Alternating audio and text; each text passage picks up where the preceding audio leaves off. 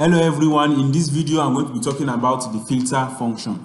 The filter function actually belongs to the dplyr package. It allows you to subset rows from your dataset based on a specific condition. So first of all, I'm going to load the dplyr package, dplyr.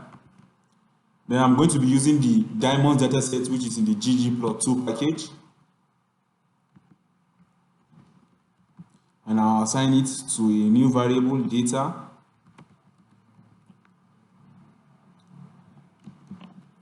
So let's have a look at our data. So as I can see, this is our data. So if we are interested in a specific value from a particular variable, or interested in a specific group of values from a particular variable, then this is where the filter function comes in place. So it is going to only filter those values in those variables and give us a new table out of that main data set. So this new table is what we call the subset of the data set.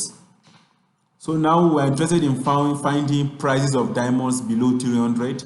So using the filter function, I'm going to pass our data to the filter function. We're going to say filter, then we're interested in the price that is less than what? 300. So you can see that we don't have any price of diamonds less than 300. So now let's check for prices of diamond less than 350. So these are, can you see we have what? 17 observations. That is 17 diamonds which are what? Less than 350. This is way of using the filter function in the dplyr. So this is how you can apply the filter function on your data set from dplyr. You can also check prices of diamonds which is equal to 350. Let's see if we have diamonds. We have no diamonds that are equal to 350. You can also apply it on columns of variables that are categorical. Let's say now we're interested in finding diamonds that have premium cuts. So we're going to say that data, we're going to pass our data to the filter function. I will now say cuts is equal to what? It's equal to premium.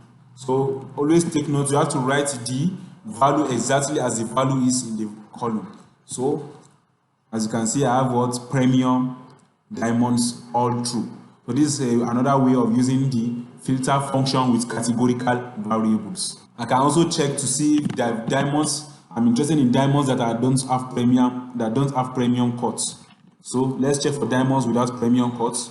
So you can see we have 40,149 observations, except that we don't have diamonds that have premium cuts. So the filter function is a very simple function. It just basically filters your data and gives you a subset of the data.